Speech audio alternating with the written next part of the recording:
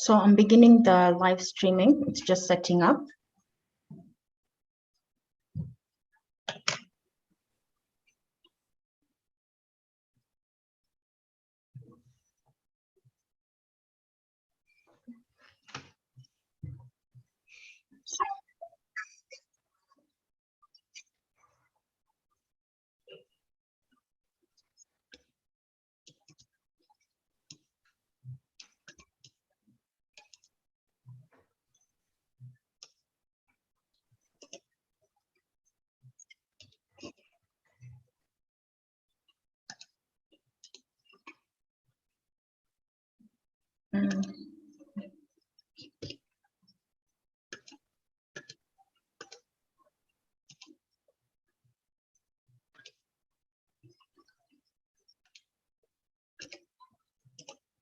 Okay, good morning, everybody.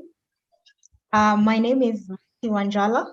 I'm the Rural Seeds Ambassador for the Africa region, and I'd like to welcome all our panelists who've joined us this morning and everyone who is following us live on Facebook and YouTube.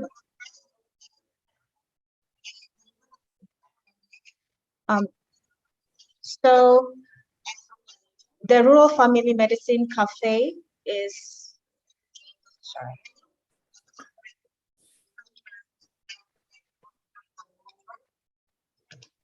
sorry, there's just some feedback there from the YouTube channel. So sorry. So the Rural Family Medicine Cafe is just a discussion that Rural Seeds started 5 years back, where we just come in, we have a cup of coffee, and we have a discussion. And this morning's discussion is going to be on the topic of rural proofing. So this is the third of a series of rural cafes by Rural Seeds on the subject of rural proofing. This is part of a WHO funded project to do some research on rural proofing and find out the views of young doctors, healthcare professionals around the topic of rural proofing and rural equity and how we can advance the agenda of rural medicine.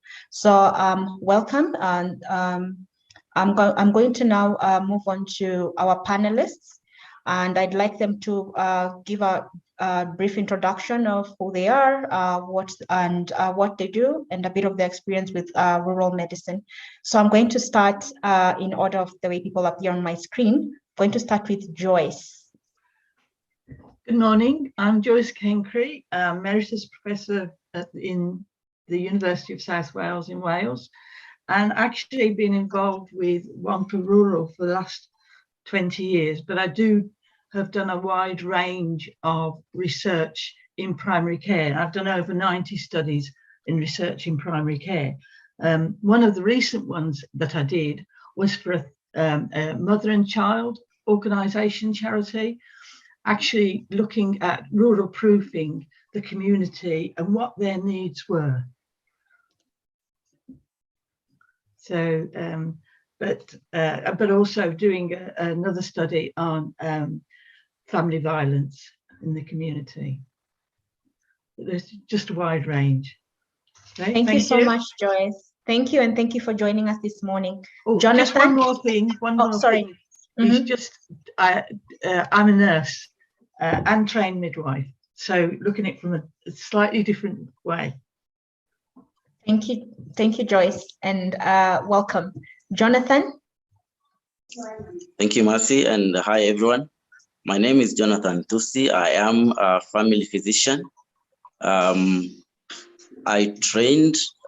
did my residency mainly in a rural area, and upon graduation, I practiced for 5 years in a rural setting before I transitioned to teaching family medicine. And as I'm doing the teaching, our residents are also placed in the rural areas. So I have about 10 years of experience working in that kind of setup.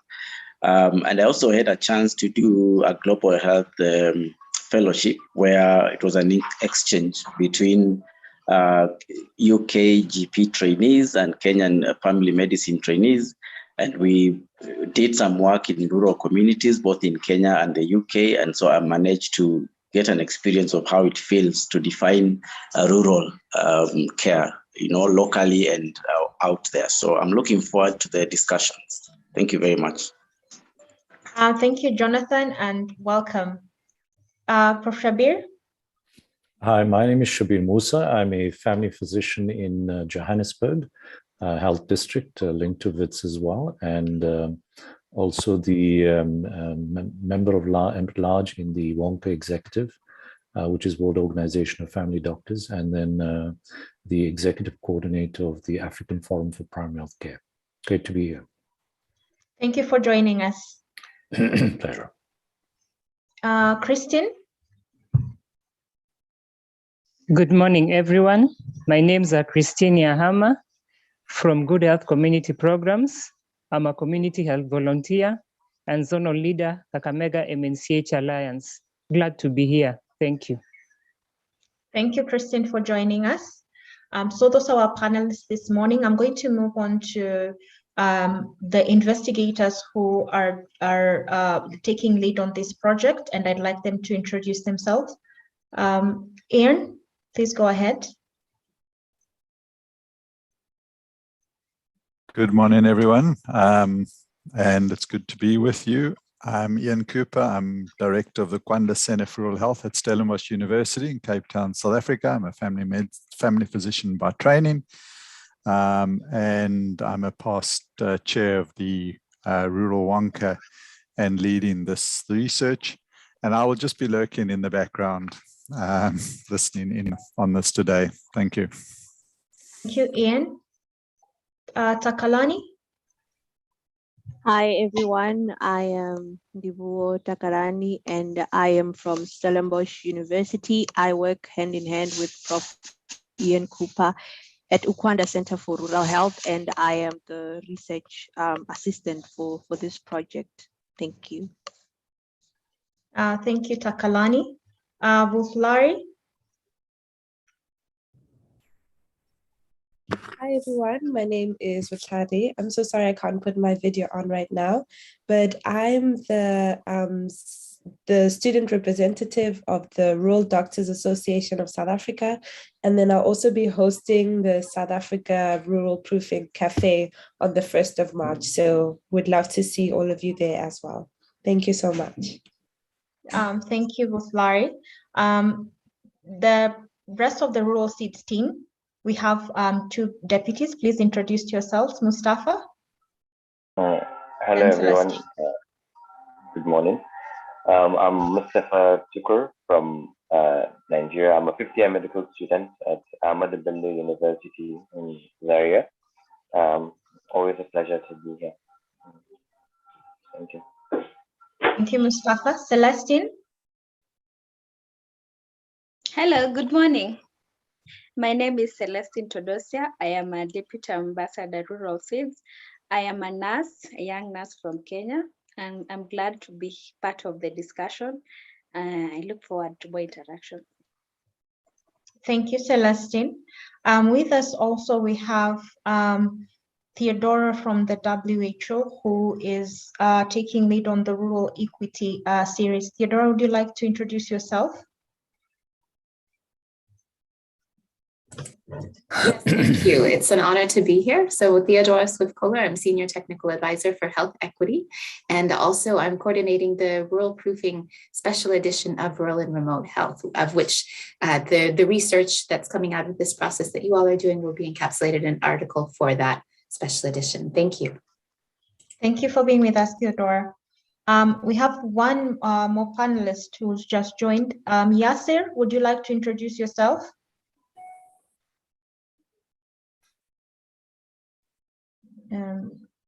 I think he's still connecting his audio. Betty Ann? Hello, do you hear me well? Oh, yes, we hear you. Okay, thank you all for, thank you Mercy, thank you Prof. Shabir, thank you all panelists for this meeting. Really, it's very, very nice and important topic that right now I'm working in rural clinic. So we need this meeting to make new ideas how to make proofing in rural health care. Really, I think this is a very important part in local communities here in African countries, especially North African countries like Sudan. We need this proofing to encourage healthcare practitioner, making new guidelines, sharing ideas and experience to level up this kind of care. Thank you all for this. Right now, I'm working in rural clinic from source of working. Yes, thank you all. Thank you, Yasser, for joining us. We have two more people, Betty Ann.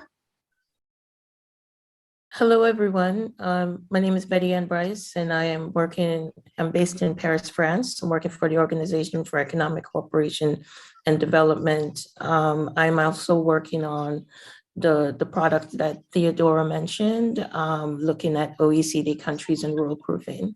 Thank you for allowing me just to listen in. Thank you. And last but not least, Yakubu.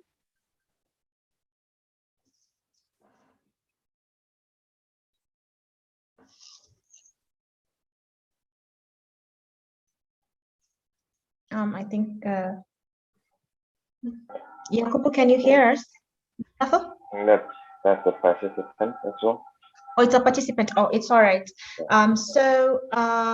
We are going to go ahead and get started. As I explained the process before, this is just a discussion with your favorite cup of coffee, drink.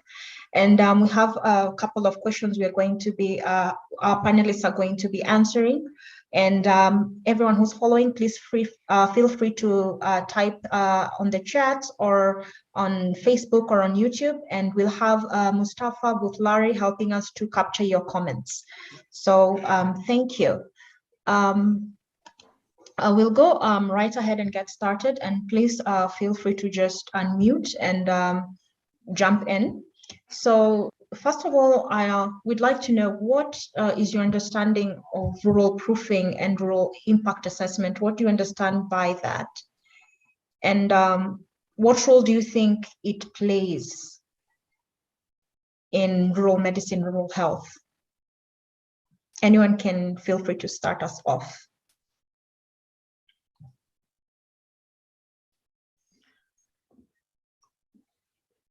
For me, I just think that rural proofing is not only health, it's transport, it's education, it's about access to activities, and it's thinking about what is actually the needs of the population, because it will be different within different areas. So it's actually, in a way, finding out from the population what their essential needs are, and actually then addressing those needs. Why do you think this is important, Joyce? Because one of the issues is, for me, is when you think you know what people need, and what they need is often totally different. And I did something for a third sector organisation, and it was, looking at being able to even register with a doctor, and it's also being able to access a nurse or a midwife for the pregnant lady, and it's actually being able to get there. And one of the things is access to education, and then eventually, the hope that the rural doctor and nurse will be there for the future. But actually, some of the rural education is not of a standard that's required for university. So you've got to also think about open access to let children within rural communities actually thrive and develop their career. So there's a whole range of issues. Thank you so much for that, Joyce. You have really covered a lot of things that have to do with rural and the different things that affect people who are living in rural areas, not just in terms of health. And I wonder, Jonathan, would you like to tell us what rural proofing and rural impact assessment mean to you, or what you understand by that? Thank you, Mercy. I must say that the terminology, something I had to look up. I sort of had an understanding, but I did not exactly call it proofing. But going through it, to me, is enhancing acceptance of government policies for consumption, widely or nationally. And just to bring it to the local context, in Kenya, we have, the rural population has, the majority proportion. We are talking of 72% of the entire population in Kenya being in the rural, as projected by the World Bank. And this number has been reducing. 10 years ago, it was about 77%. So if the government is really looking at cushioning or achieving success with the policies that it has, then it's important to adjust these policies in a way that they are implementable in all the contexts, not just the rural, not just the urban setting where they tend to be formulated from. So that's how I understand it. It ensures equity. It cushions against disadvantage of the rural population, from these policies. So that's what I understand about rural proofing. Thank you. Thank you, Jonathan. Anyone else want to jump in? If nobody's jumping in, one of the issues is, I think you can have policies, but also you have to influence those policies. And so it may be a role for the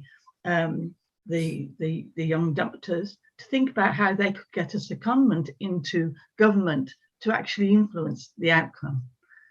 So it's thinking maybe be more proactive and with their knowledge that they've got to actually make a change, because it's not necessarily the ministers that write the policy, it's the government officials. Okay, yeah, I totally agree.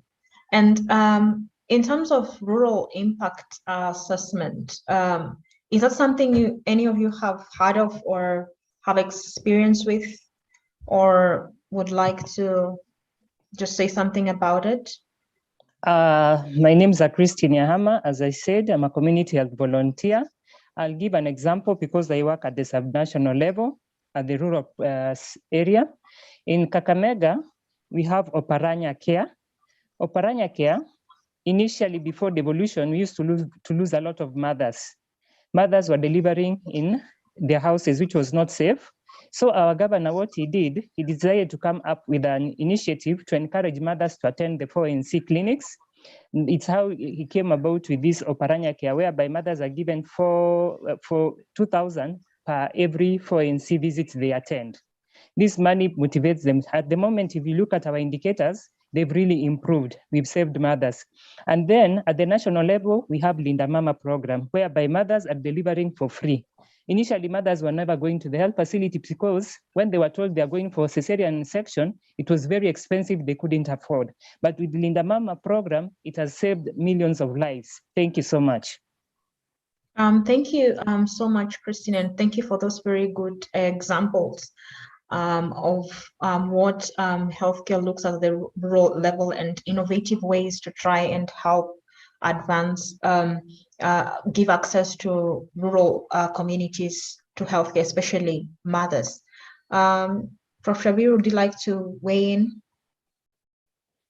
Well, I think that the idea of rural proofing is a good one. I think the idea is to try and understand what are the issues in that affect rural communities that make it more challenging to provide healthcare in those settings, and then to try and get clearer guidance to policy and to actually reflect on policy. So I think it's an advocacy tool, and I think that it can work very well. I think the challenge is perhaps how specific it is, and also just how well it gets directed at policy. One of my challenges, and this is across the board in primary health care in Africa is that health systems in themselves, we can go to policy and say, well, you know, there are not enough schools to cater to education needs, or there are not enough roads to address certain issues, you know, certain remote communities, and that's why healthcare practitioners don't come there, or there are general challenges. And I think that the big question for me is going to boil down to, firstly, what's the sort of cost benefit to any government to say, how is that making a difference to the community? And to me, that's really difficult. It becomes an altruistic cause without any cost attached to it very easily. And I think that's one of my challenges, is that how do you actually boil that down? That's going to be a big question, and a lot of research needs to happen around what is the impact of the lack of a road to a community on that community health status. How can we quantify it? And these are not easy bits of information to gather. And I think this is a very long process. But at the same time, I think there's some things that perhaps are not all over the world, but I know that in Africa, that's a big problem, is that we have to ask whether the health system, the way it's structured, is in itself very well thought through. And there is a very strong top-down approach in Africa, which does not give communities and healthcare practitioners attached to small communities the ability to be both well-resourced in a way that's adjusted for the problems that exist in the community and the way in which they respond. And to me, that's where responsiveness is going to occur. So if a community, there are obviously some resource adjustments based on some reasonable measures of rurality that one can put together. Okay, let's adjust according to some knowns. Then let's give communities, that's teams, primary healthcare teams with the community, the ability to make that spend. And I give you an example of what it means. In South Africa, the idea of national health insurance is coming around, but still is very top down, where they do not want to really decentralize strongly. And in my view, it should be decentralized much strongly down to units of 10,000 people and a primary healthcare team attached to them who actually get budget, you know, on a mixed capitation basis, where they then obviously adjusted for rurality, where they then can say, well, how do we then deal with this, the problems that we exist? And they may need to address the question, well, hang on, there isn't schools, but that doesn't mean we have to go build schools for the healthcare practitioners. We might say, well, how can we synergize locally, or how can we look at innovative solutions? And I think that set of innovation is lost in these top-down policies. And so to me, an example is the sort of idea of taking the WHO 6 building blocks. You know, it is part of this very big mentality of top-down, we can deal with all these various elements, and somehow magically things change. I don't think that works. To me, there needs to be a much more decentralized approach where there's a lot more space for innovation that can address issues. And I think that's a big problem at the moment, in my thinking. Yeah. Thank you so much, Prof. Shabir. Actually, you've covered a range of areas and topics, from policy to how it's implemented to how it impacts the rural communities, how far governments and policies are from the rural communities, and things that we can do or need to do in order to at least ensure that the policies actually come down to the communities. So thank you so much for that. And some of you have already given examples of how you view rural proofing is being done in your country, in your region. And I wonder if anyone else would like to give any examples of anything you have seen that resembles or looks like rural proofing, you know, trying to make sure that rural communities have healthcare, or addressing any of the social determinants of health for the rural communities. Anyone with any examples, or if you've seen anything like that in your countries? In Kenya, we have a policy on we have the Constitution of Kenya, whereby it has given power to citizens. And I've seen it working in my county especially, whereby during the public participation, we influence the budgets. For instance, health is fully devolved. As a network, we sit down as an alliance, whereby we come up with priorities, and those priorities we share through a memorandum. We give it to the county government, and the county government will also call us back to give us feedback on what they can do. For instance, if we say immunization, we want it to be given 5 million, they'll tell us maybe in the budget, it's unable to make the 5 million, but they'll be able to do like 2.5 because of ABCT. There are those justifications. So in Kenya, I've seen it working at my county level. On social determinants, we find like roads, access to roads. Roads have been improved drastically because roads going towards the health facilities, they're in order. And then in every health facility, we have water. There's no any health facility without water. That is very key. That one they are doing very well. And things to do also with electricity and equipping as well. Thank you. Christine, in terms of how much do the rural communities participate in the public participation? And do the road networks also lead to maybe their homes and enable them to access the health facilities, or does the road network only lead to the health facilities? Road network is everywhere because there are other roads which are being done. They're like T-feeder roads. Now the money that is collected from farmers, the cess does the same.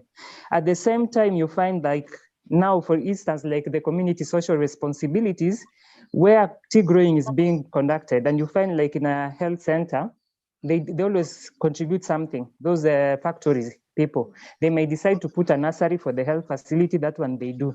And then you find things to do like water, the same. And then you have the ambulances. For instance, you can call the ambulance when you're maybe at night. You know, most of the labor begins at night. So when you call the ambulance, they have to come and pick the expectant mother from the home to the health facility. So that one is a key. Without road, they wouldn't be making it to the households.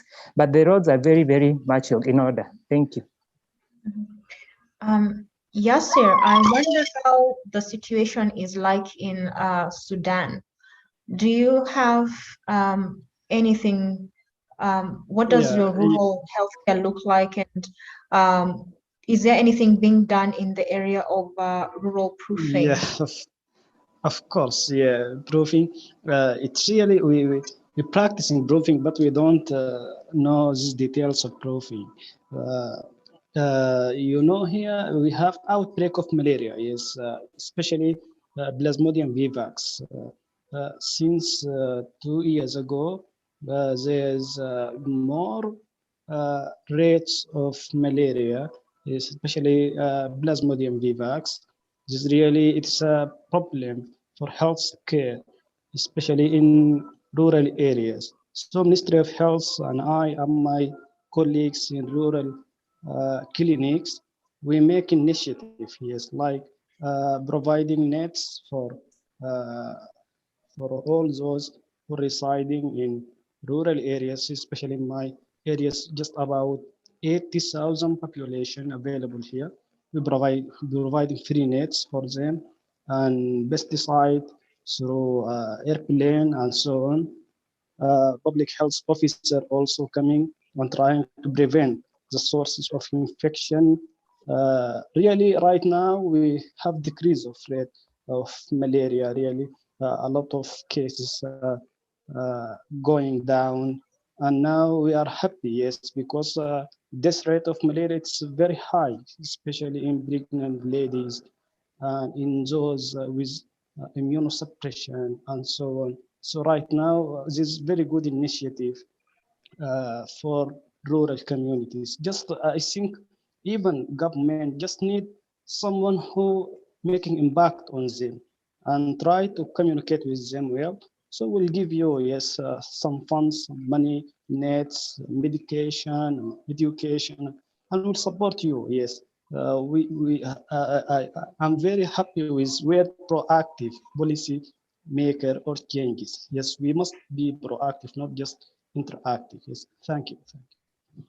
Celestine, you are a young nurse and just recently graduated. And I wonder, what does rural proofing mean to you, and why do you think it's important? Hello again, my name is Celestine Todosia, a young nurse.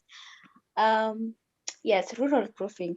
I think rural proofing is putting up policies to ensure that the rural areas have equitable health services and health facilities. It is to ensure that the rural areas benefit from health. And I've seen it working in my country. It's using the decentralization that our constitution has put in, using the devolution. And one thing I've seen that in some counties it is working very well, and in other counties it's not working. So we cannot generalize that in our country it is working altogether. You've heard from Kakamega that is working so well. You'll find in other counties the facilities are there, the roads are there, but the personnel is not there. So rural proofing is being done, but the policies are put there, but the implementation is not there. So we still have a long way to go. And the problem with this is that the decision making lies a lot with the government and the politicians. So the health workers, I haven't seen health workers participating so much in it. And they are the core people that are supposed to be working in the rural proofing. So we still have a long way in including our health workers especially, and the community in general. So it is a good thing. The policies are there, but we do not have the implementation taking place. Jonathan, then we'll have Prof. Shabir. Go ahead, Jonathan. Thank you, Mercy. And I really just want to pick it up from where Professor Shabir said about access and issues that are interconnected in the building blocks.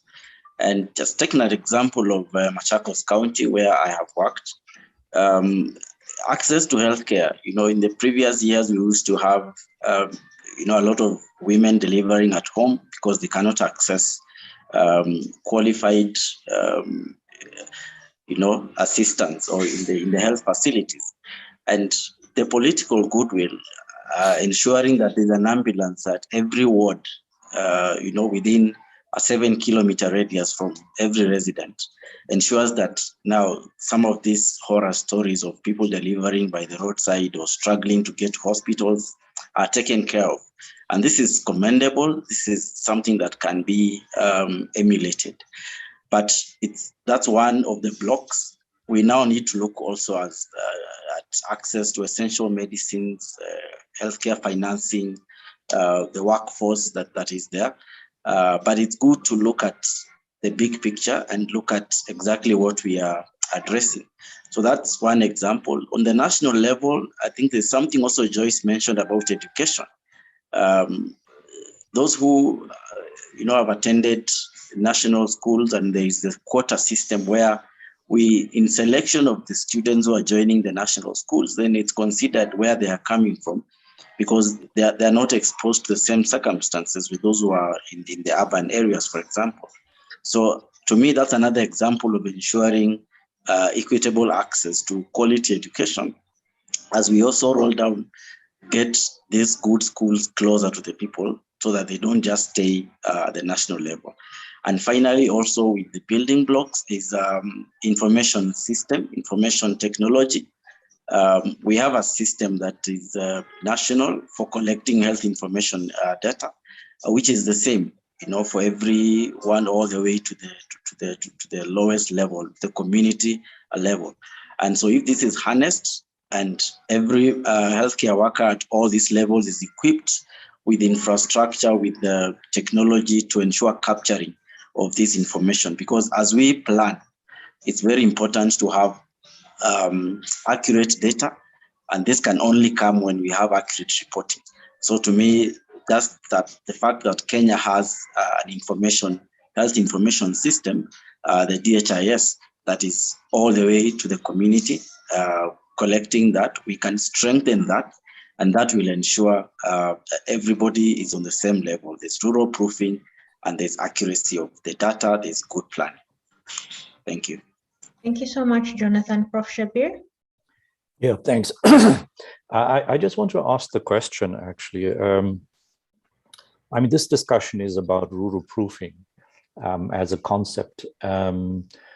Basically, rural issues have been there for ages. So the sort of notion that people are acting on the need for rural communities is there.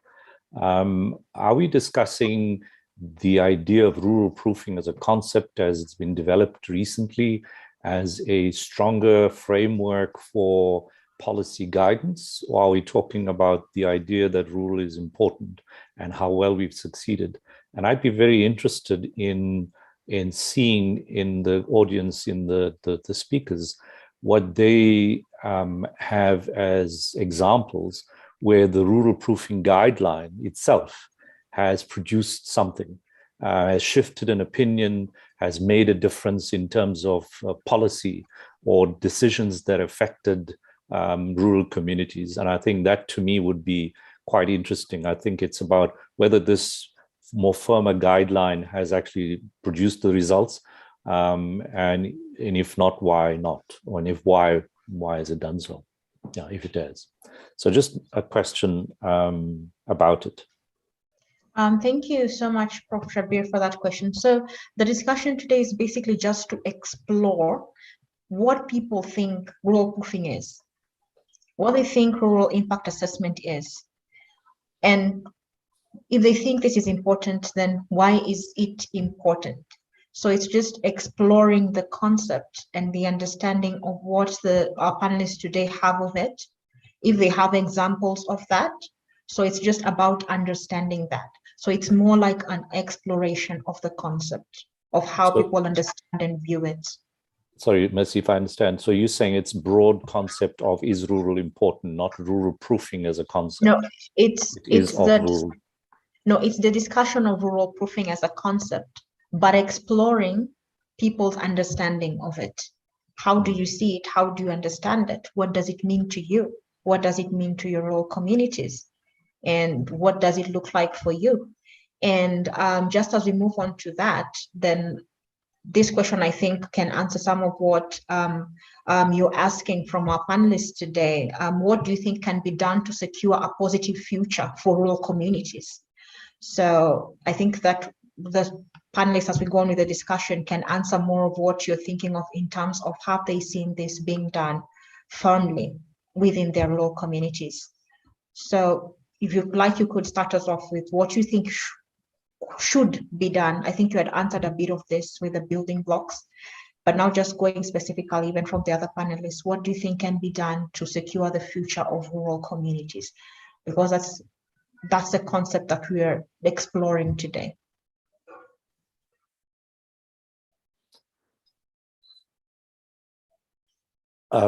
Mercy, are you asking me to start off? You can start off, please.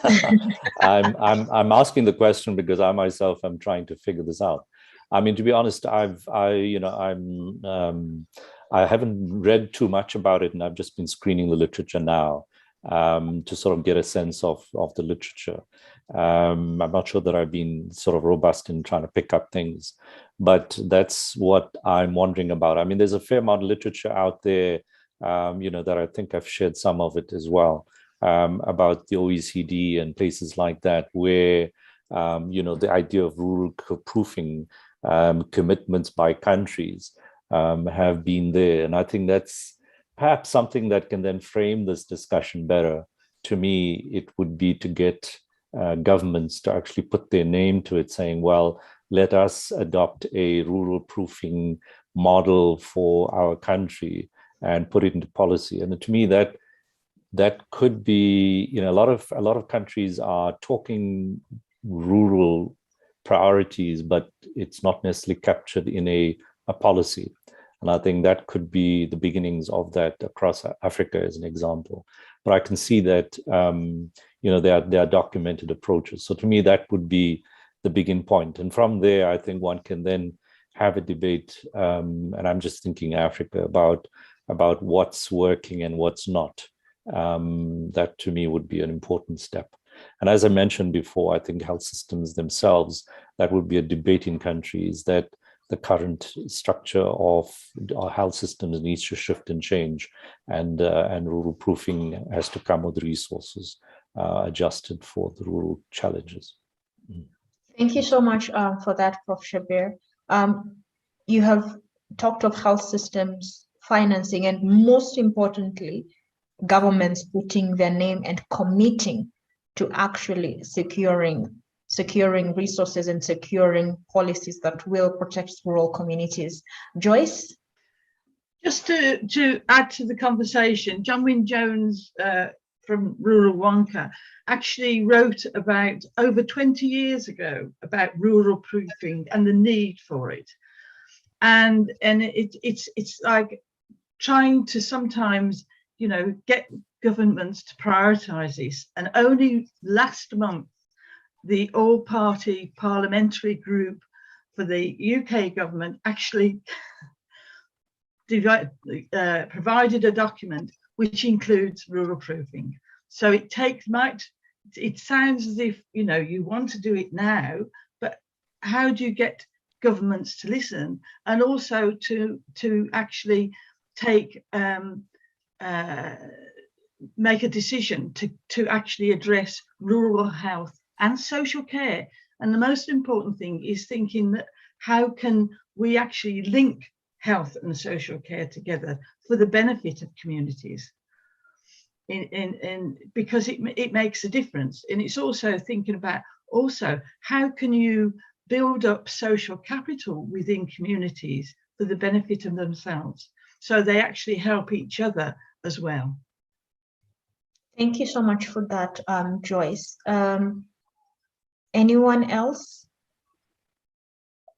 What do you think? Celestine, go ahead. Yeah, we are tackling the issue of the challenges that are affecting the rural proofing. I think we should first start with the personnel and the healthcare themselves, because the facilities are there, the government have put down the policies that are there, but we should ask ourselves, are the healthcare workers willing to work in the rural areas? And it all starts in the institutions, the training institutions, because at the training institution you find that while you're specializing, other areas, other health areas are made to look so flashy.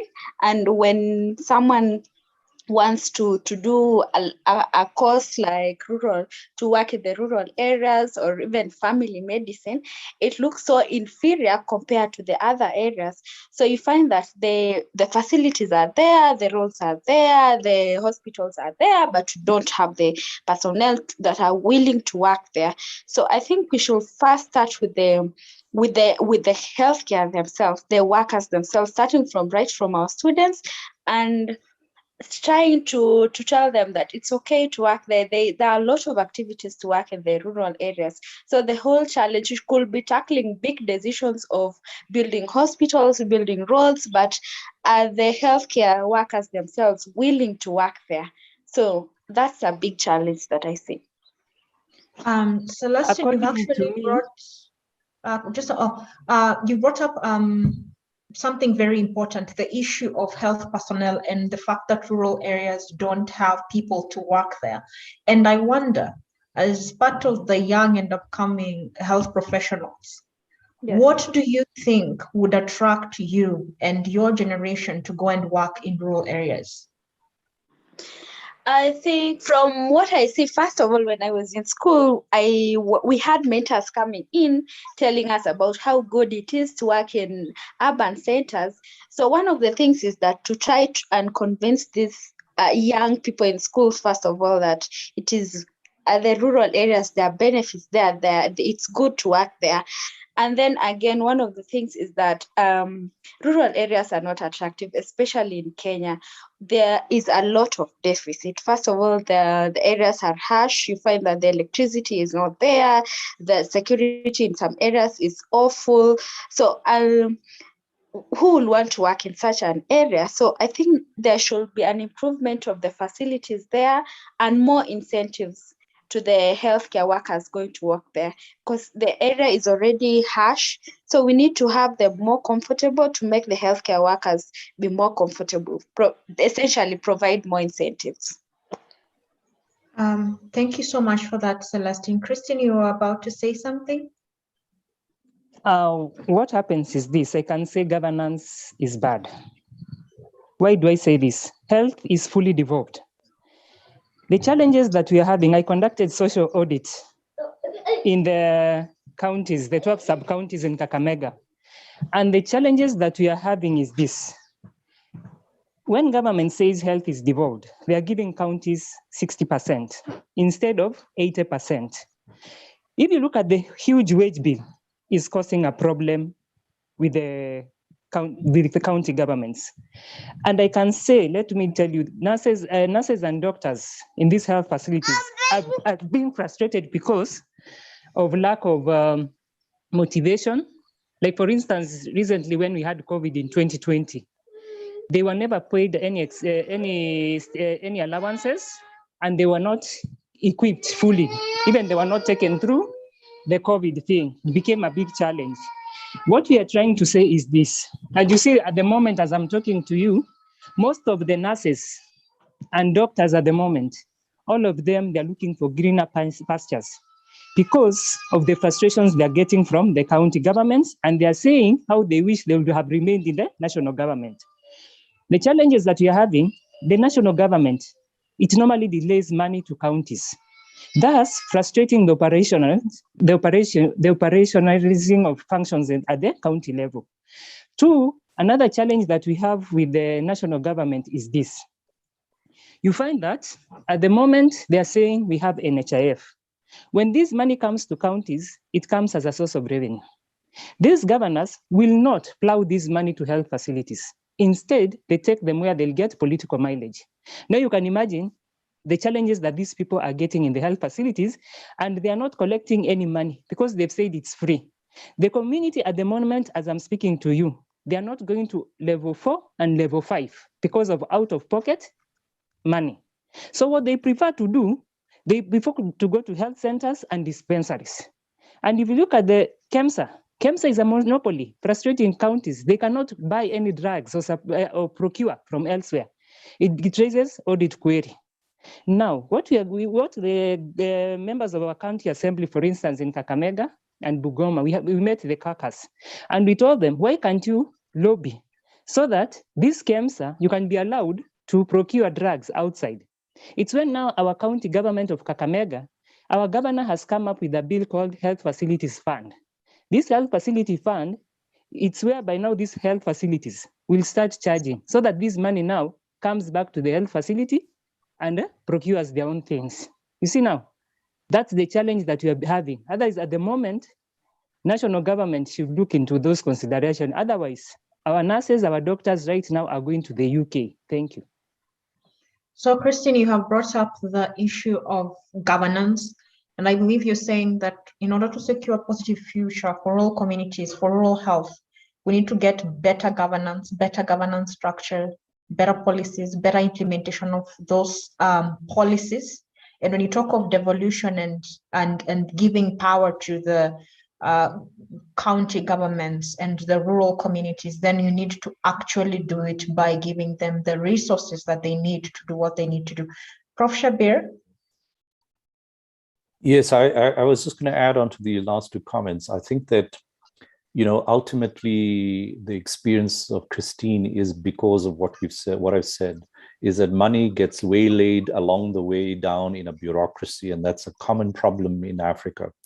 We need governments to understand that professionals, teams of professionals, that's healthcare workers from family physicians down to a community health worker who are a professional team, should be looking after a defined community, and they should receive the funds into a regulated system, but that must be located at that level, not somehow somewhere where there's a bureaucracy involved. And I think that the second thing that should be happening is that the adjustments that we talked of need to cater to these solutions, to these problems. So for example, and healthcare workers, you know, they don't just want money, but they need to be feeling that I am actually not sacrificing too much. And many a time, I think with the current strategy of saying we want people who are rural to go back to rural, is trusting that all we're building on is their sense of community. And that is not a given for everybody. We need to understand that, what does rural mean as a sacrifice? So yes, it's schooling for children. It's the fact that, and so how do we adjust for that schooling for children? Whether we can find ways in which they can get schooling under the current circumstance that is better. If there's a way in which, what is the cost for someone to actually get better schooling in a rural community, depending on where they are in a rural community. The same with, internet, the same with roads, the same with their access to healthcare. What are these costs imposed on those healthcare professionals, not just the community, and adjust it? Of course, the community itself struggles with some of those elements, should be adjusted as well. But I think that these give the resources adjusted for rural challenges that may cost it out, and give it to the healthcare professional who's looking after the community, and regulate it so that they are responsive to community needs. And that, believe me, after training so many health professionals, I see no real African government that actually respects the trained health professional out there and puts together a mix. They come up with all these cockamamie ideas of mid-level workers galore, without understanding that health professionals work best as a team in support of each other, and everyone brings different competencies to the team. And I think this mentality in Africa is a big challenge. That's why we can't do anything really well, forget the rural. Thank you so much, Prof. Shabir, for really cementing that the idea of how do we then get these resources down to the community, talking about how to empower the healthcare worker, how the resources need actually to come to the people who are working there, and the importance of actually understanding what it means to be a rural physician, to be a rural health worker, because there's only so much true that one can sacrifice. And looking further into that, we've really covered a lot when it comes to the health care provider side, the system, and the healthcare workers. And I wonder about the social determinants of health. What do you think, maybe as a healthcare worker, what do you think is your role? What role do you play in addressing social determinants of health, or what role should you play, and what role should the health sector play in addressing the social determinants of health in the rural communities?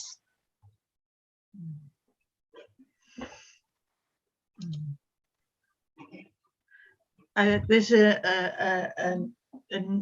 I suppose it's not really new, but what's happening in Europe is developing social prescribing. So it's actually where the healthcare professionals working more with the third sector to actually, setting up community groups for activities for the children, for diet, and actually working with the community. But also what's been found is those that volunteer within these community organisations actually get more confidence, and then they go on sometimes to train in a different profession, but also to gain employment. So there's just looking at it just slightly differently. But how do you actually develop the rural community to look in a way after themselves, in a way their health and their well-being? So thank you, Joyce. I think you've really emphasized and so well on the issue of how do you empower communities to take care of their own health or to produce their own health. And I think that is quite important. Jonathan? Thank you, Marcy. Well-being is key, and we have a universal definition of health by the WHO, and so we are operating within that context. And one thing for me is, after defining this community, because we really need to know what the community, as we refer to, is, then we need to do a needs assessment in their opinion, because I remember when I did that global health exchange, I realized that when you say access, it means very different to somebody who is in Kenya or even in a part of Kenya and someone else who is in another part. For someone in a rural deprived community in Kenya where we did it, it means having a good road, having health infrastructure, a facility where they can go. Elsewhere, it might mean getting an appointment to a doctor, or getting to be seen. You are very near to the facility, you have a good road, but the appointment you really can't get. So defining that need and contextualizing to the community, to me, is something that healthcare workers can do, can lead that kind of documentation and inform the policymakers and the leaders of the day. And this will not only provide tangible information to work with, but it will also give an accurate priority matrix from the eyes of the community, because we need to have them fully involved so that they'll tell you, we can find our way to the hospital, but when we go there, we do not find any medicines. So why waste time going to the hospital only to be told to go and buy this medicine, in the next nearest town or city? So just knowing what the community needs, what are their priorities, this is health needs assessment would be very useful. And again, redesigning our system. And I think this has been said a lot. In Africa, we probably inherited health systems from those who influenced early. And many of the health systems are designed in the disease-oriented system. So we build cancer hospitals, dialysis centers, and things that are geared, waiting for patients to come to hospital, to come to us. We need to turn this upside down and have a system that actually is people-centered, a system that goes to the people, a way that a patient doesn't feel that if I'm in the community, I'm in a rural, I cannot get access to a family physician or a specialist or a community health nurse or someone who will address the needs of my under 5-year-old. There's someone who is actively following my health concerns. And so it's person-centered. And that way, then all the social determinants, if the issue is having few specialists, can we take the specialists to the people in a rotating manner? And again, I will quote an example in Machakos. When we had very few specialists, we would have camps, outreaches, so that this only one specialist in the county has a chance to go around every sub-county and meet more people, or access a bigger population who need their services, rather than sitting at the top level of care and waiting for people just to come and crowd.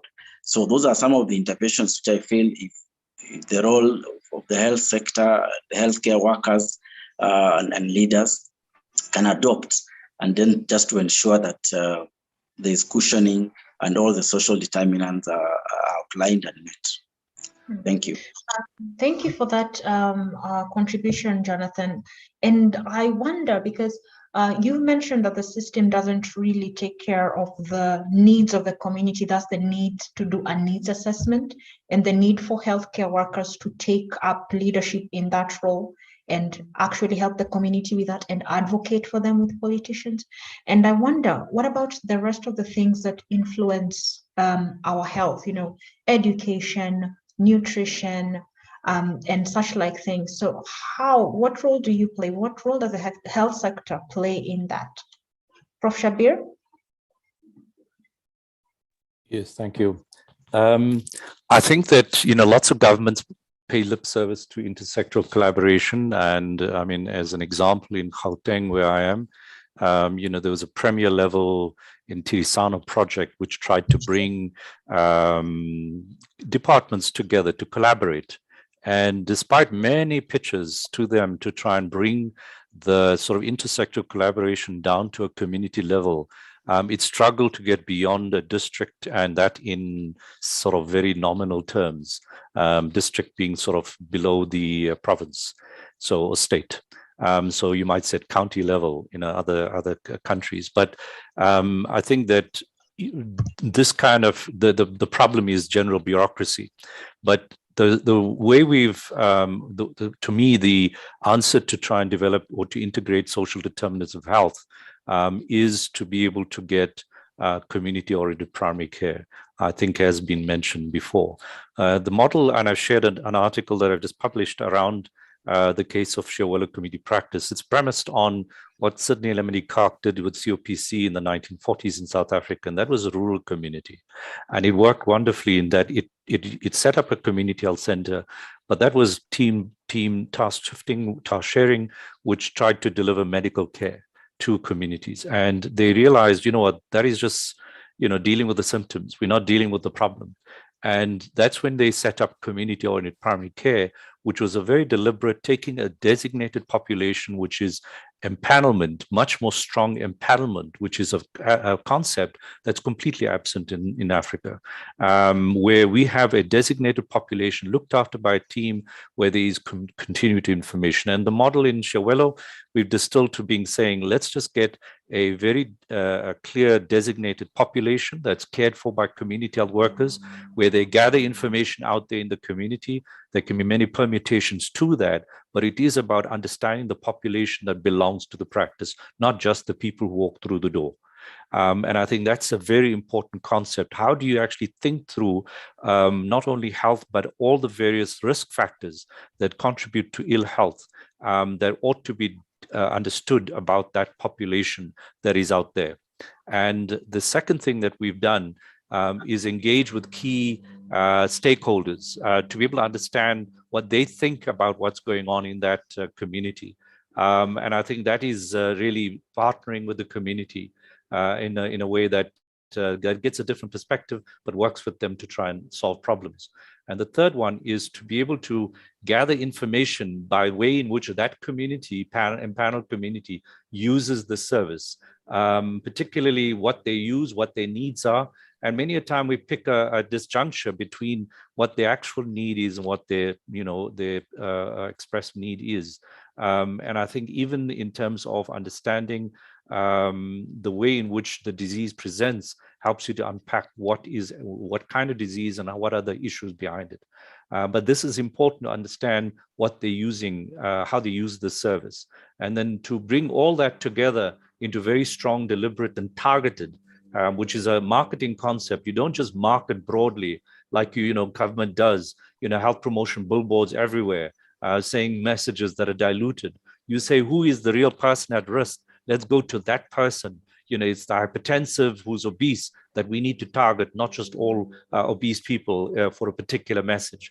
And I think that's the kind of targeting makes good use of information to get the best outcomes in terms of shifting behavior. So I think this kind of approach is the best practice done a long time ago, but which our governments don't deal with. And in that process, we can be able to pick up social determinants of health and address them. And usually this is by advocacy, and health professionals need to see their roles, especially more skilled health professionals, that I'm not just a doctor who sees patients. There must be a time I get and I find in my day to be able to address building alliances with different stakeholders to be able to address the problem of there's schooling, but there's no teacher, or there's no gardens that are happening in the community, or that their social welfare network is actually leaky. These are the things that the whole team is thinking about, but that leading health professional is there. Yes, he's going to see patients most of the time, or she, but the idea is they think community, even as they see patients, in terms of prevention and promotion, because they think beyond the medical to think social determinants of health. So I think this is just as applicable anywhere in the country, but I think more so in rural communities. Thank you so much, Prof. Shabir, for that. Yes, Christine? To add on what Professor Shabir has said, every month we conduct Community Dialogue Day. During that Community Dialogue Day is when now we bring the community on board and we give them education about health. But in case there is an outbreak, it's when also we can call another community dialogue towards the the outbreak that is there. Thank you.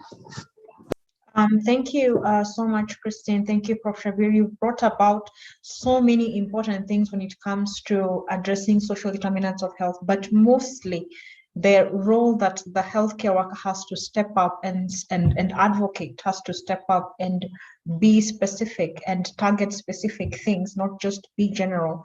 Go to that community, do a good assessment, and give them what they need. Jonathan? Thank you. There's something I really wanted just to add, that a healthcare worker is really a product of a training process. And so there's a big role of training institutions in mentoring and nurturing this attitude to the kind of healthcare providers that will eventually address what we are talking about. And so training the healthcare worker in the contexts where they are going to practice, ensuring that that context is covered and not just the urban. I think traditionally the medical schools used to be in the cities and in towns, and only training based on the wards and that kind of context. But I'm glad now we are shifting from that in Kenya. Most of the universities, and particularly for family medicine, all the training institutions that are training family physicians, including Kabarak University, where I am, a large component of that time is actually spent in that rural community. And even those who are based in the urban community, there is specified time in the curriculum where they go out and spend time to cover all these communities and define all these contexts where they are expected to work after, so that when after graduation, then healthcare professionals are posted really anywhere, they don't feel like it's a punishment, like are being thrown out to the bush to suffer. I'm looking at it as an opportunity to come up with a solution. And since I have that mentality of going beyond just the medical or the pharmacological kind of treatment to an all-round, competent, comprehensive kind of care, and preventing disease and adverse outcomes as defined by the WHO, then the role of the healthcare, the health training institutions or universities, colleges that are preparing healthcare workers, again, we really need to emphasize the role to build the right attitudes in the healthcare workers. Thank you so much, Jonathan, for that. In the sports world, they usually say you play like you practice. And so I think in our world, you practice as you're trained. So there's that important element of training, and specifically training in rural. And I wonder, after we have trained them in rural, and Celestine had spoken a bit about this, what do you think would actually attract young healthcare workers? What can be done to attract this generation to the health, to rural health? Can I comment? Okay, thank you. I think somebody had already started this discussion, maybe Celestine, yes, or others. Yeah. I would like to address it in three parts. So there's the role of the healthcare worker themselves. There's a role of the policymakers or the HR, the employers, and this is where incentives and all that has been brought in, and also the communities themselves. So for the healthcare workers, resetting our mindset that we are thinking impact, because no one has been there, then no one knows the solutions that can be found if somebody who has the knowledge, who has experience, lived with that community or worked with that community.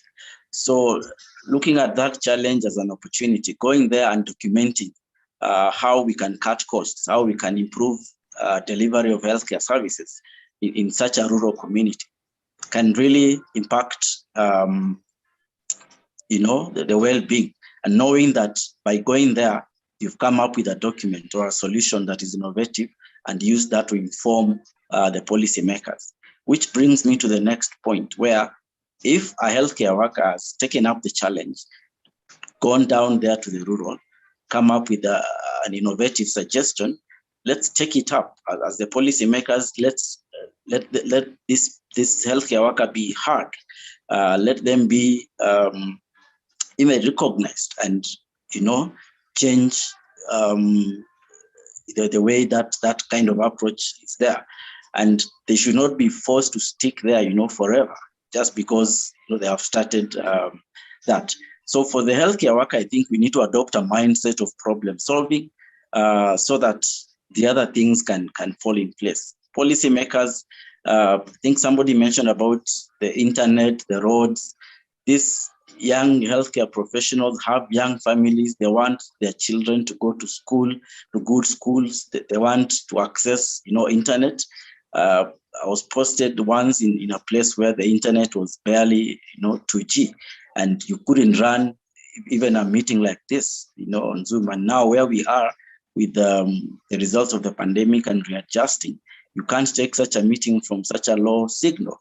And so ideally, if this was, ensured that I'm not there and feeling disadvantaged and regretting why, because I can't take my children to good schools that are there.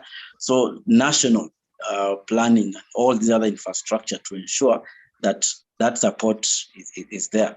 And then for the communities, either out of the difficulties that have been there in the past, there are those who believe to get good healthcare, you must just go away into the city. There's a very qualified professional who has, been posted very near the facility. They're telling you that you might not even need medication for this condition. You just need to change your lifestyle and the way you are doing. But you feel, I think I can get, better care or better. I need a drug. I need to go to town. I need to go to city.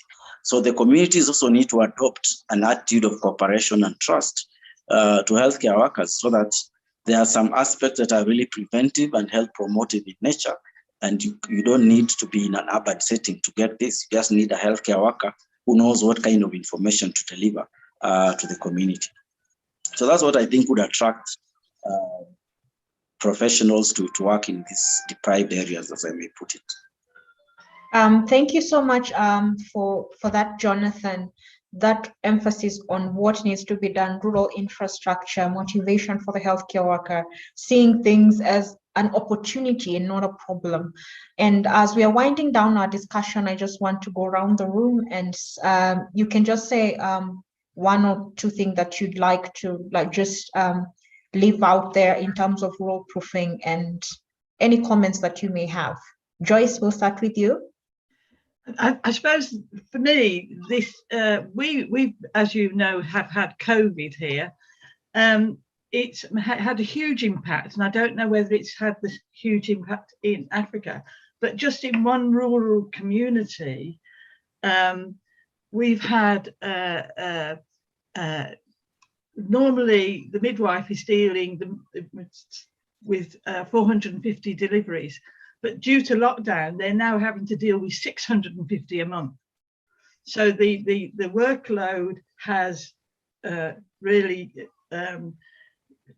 exploded. But not only that, is 2% of the population, I think that's are suffering from long COVID. And so we've had a lot of ill health within the health profession. And it's thinking about also about looking after the health of the professionals as well. Thank you so much, Joyce, for that.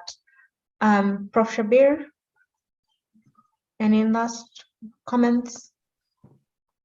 No, I think that it's an important concept, and I think we need to drive change. Certainly, the issues that I've raised, in this discussion, are the kinds of positions that we're developing in the African Forum for Primary Health Care. Which is that we need strong team-based care that is built on COPC, that is supported by government, which is based on strategic purchasing, where they empower teams looking after impaneled populations. And I think that's the kind of position we want to push in African primary care to support this and adjust it for difficult populations like rural. Thank you. Thank you, Prof. Shabir. Christine, any last comments? My last comments will be, Governments should recognize community health volunteers.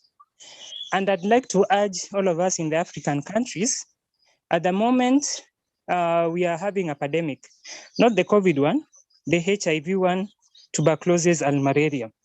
There are some governments that committed to honor their pledges during the replenishment. Now we are seeking those countries that haven't paid and those who have already paid. We want them to continue supporting the Global Fund. Thank you. Thank you. Celestine? First of all, I will say that it is sad that the government and the people of Africa are using a lot of money in training the healthcare workers, and yet the healthcare workers are leaving their countries because of the problems that they are facing. The healthcare workers are not contributing to the rural healthcare or even the urban healthcare because of what is happening in the countries, because of the bad governance. So we are losing a lot as a continent, I believe that. And I would also want to say that the NGOs have really chipped in ensuring that our healthcare worker, the healthcare is good, especially in the rural areas. I've worked with a CBO that distributes medication to the HIV patients, and I've seen it working so much. I wish the government could emulate them and take the services to the people, not people coming to them. And finally, I'll say that rural proofing is very important. Everyone will benefit. If rural healthcare is working, everyone will benefit. Not only the rural people, but everyone will benefit in the rural proofing. Thank you. Thank you, Celestine. Jonathan, any last comments? Thank you, Mercy, and everyone in the team for making this happen. I would just like to say that the person in the rural and the person in the urban are one person. And we just need to make it happen that there's equity in that kind of care. And so many times people wonder why things have happened, and others look at things as they happen. But I think we need to adopt that attitude of making these things happen. And we have the backing from what has already been demonstrated to work and the declarations that have been there from Alma-Ata to Astana. And we just need to make those happen. Thank you. Thank you, Jonathan. Yasser, any last comment as we wind up the discussion?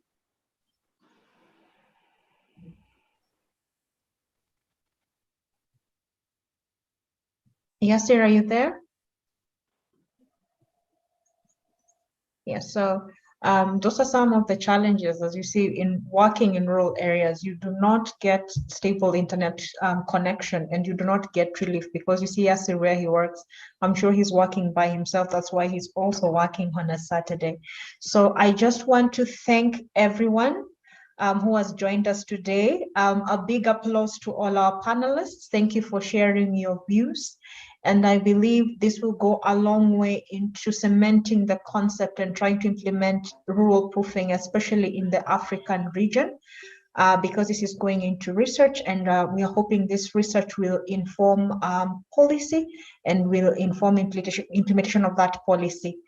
Thank you very much. I want to wish you all a wonderful weekend. Thank you for everyone who joined us, Betty Ann, Ian, Takalani, and Theodora. And I wish you a wonderful weekend, and look forward to more interactions and discussions on the topic.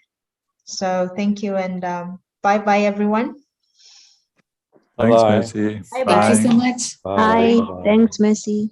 Thank you. Bye. Thank you for this. Yes. Sorry, Mercy, can you just stay for a minute? Yeah, sure, no problem.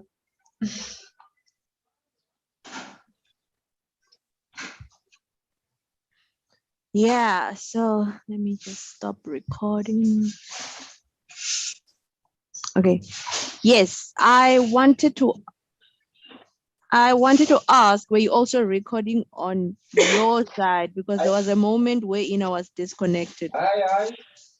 I recorded when I had it get disconnected. I started recording it, but I realized I hadn't started recording it from my side. No, that's okay. I think I will have the second recording as well. Yeah. I think. Okay, all right. Yeah, Well, so you send the recording because I think there's like 30 seconds missing. I think there was Yeah. like Okay. 30 seconds missing, but that was it. Okay. Mustafa, were you recording from your side? No, I just noticed when Takalani dropped off, and before you started yours, the recording, there was like a 30 second gap. But you can always